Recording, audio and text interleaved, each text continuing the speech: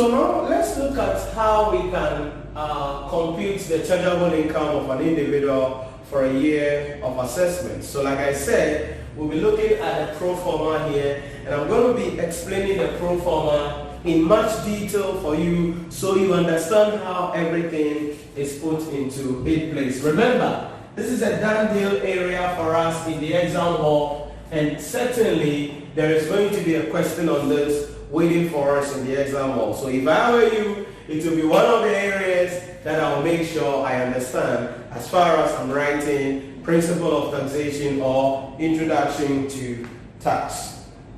So let's see what we look out for here in relation to computation of the chargeable income.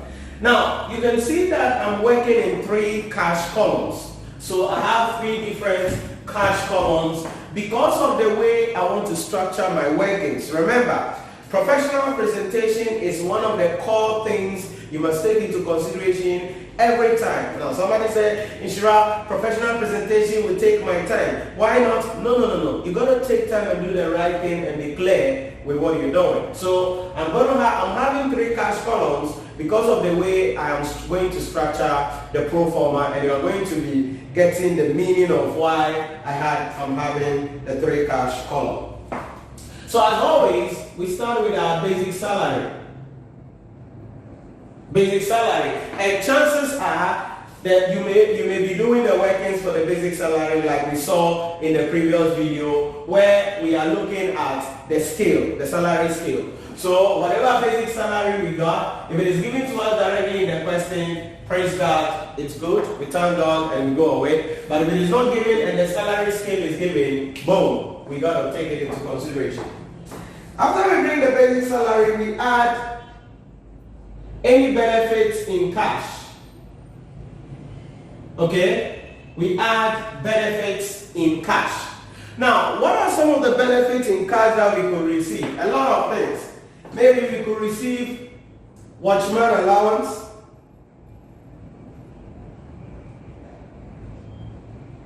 and that will be taken to the second column. Risk allowance, whatever it is in the question. Sometimes they will say risk allowance is 2% of the basic salary. So quickly we can do that 2% on what? The basic salary.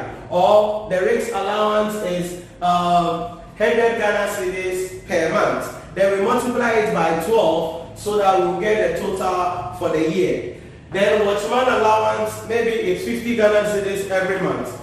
We multiply that by 12 and then we get what? The annual watchman salary benefit. So whatever it is that is given to us in the question, that is how we're going to be using. There is no benchmark of watchman allowance or risk allowance. The company's policy will determine and the question will also determine. Whatever it is, it's the cash benefit, so we add it to the income. Then there could be some car allowance that we are having. Maybe they give us some cash to buy a vehicle or something like that. Whatever cash allowance that they give to us, we are going to be bringing it there in relation to that. Sometimes we could have leave allowance. Okay? So you are on leave, but we are paying you. So leave allowance, so it means if you don't go on leave, you're not going to have that allowance. Now somebody will say, why should a company pay allowance for people to go on leave? Because you see, leave is part of the work. Leave is part of the culture. Leave is where the employee, you are able to go back there and then re-energize yourself, spend some time with yourself, with your family, and then you come back energized to do the work for the company. So when there is leave allowance, it's a cash benefit you are receiving, so we add it back. Then we come to refund of medical expenses.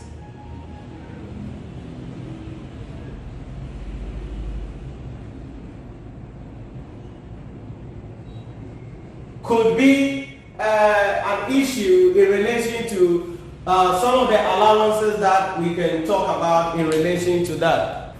Now remember we mentioned something earlier if you remember that we mentioned some income that are not subject to tax.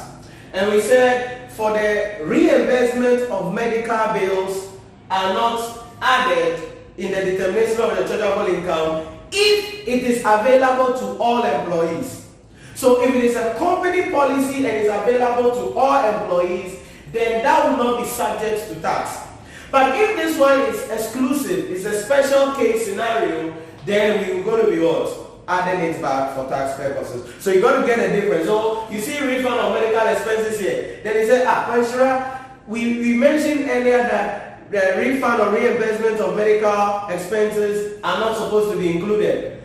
But if it is exclusive, if it is just for this employee, it is just a special thing, one-off thing for the employee, and it is not available to each of the employees, then we must add it back because it is a cash benefit that you are receiving. Then another important cash benefit is going to be excess bonus.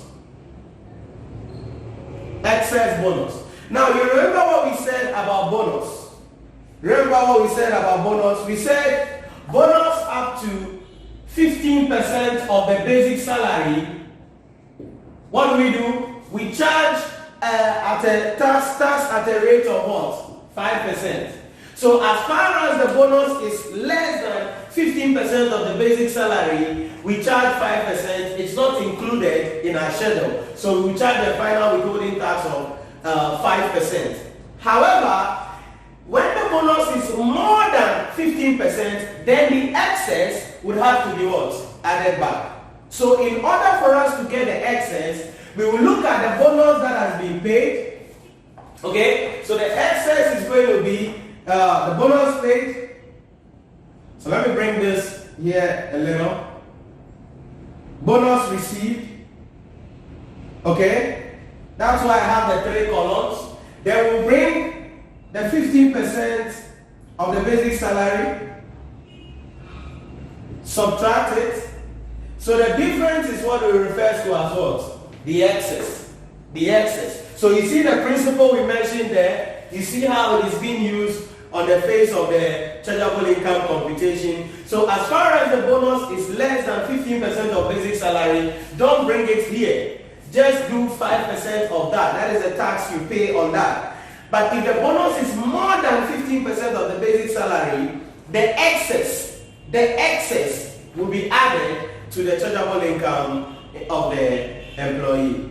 I hope you are getting this principle. These are minor things that if you take it for granted, you will be punished in the exam hall. That is why I'm taking my time to re-emphasize on some of these things so you understand why something is here even though it is not supposed to be there in relation to that. So excess bonus, we look at the bonus we received, 15% of the basic salary, then we add it back in relation to that. So these are some of the examples of what we can talk about here. So when we finish, we add all of these benefits in cash and we bring it here. Okay? And then that gives us what we call the, okay, we bring that there. Then we're going to be adding some other issues. So add indirect cash payments. Add indirect cash payments. Now follow me on this one, girl. I wanted to actually add this to get total cash and all of it. But there are some indirect payments that the employer can make in relation to that. So aside these ones are direct payments that are given to the employee. But sometimes there are some indirect cash payments that are also part of the cash benefits that we must take into consideration. What we have there is employer retirement contribution. Employer retirement contribution. Now when it comes to the employer retirement contribution, 2 things.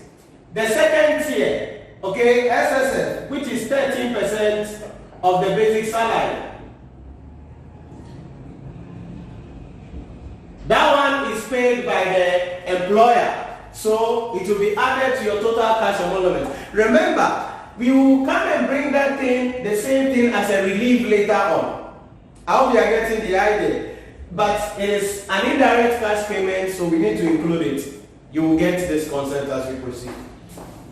Then, if there is any provident fund, that is the third tier. Okay, first tier is by the employee, second tier is by the employer, 13%, and then if there is a third tier voluntary contribution that the employer still pays for the employee, we bring that as well here. So provident fund, it could be 7.5% of the basic salary. Okay, so that will come in the second column. In the second column. So the 13% second tier and then 7.5% third tier will be brought there. I hope you are getting the concept. So these are also cash payments that the employer makes on behalf of what? The employee. So we must add it to the cash benefit of the employer of the employee. Then once we get that, we now, so it's in the second column, I'm taking it to the third column, alright, so that the basic salary plus this figure here, plus this figure here, will give us what is called the total cash emolument from employment. Total cash emolument from employment. Total cash emolument from employment. So I believe you are seeing the concept so far. Very, very important. Know why we are doing what we are doing and know why something is included in what it is being included. So after this, we're going to be adding non-cash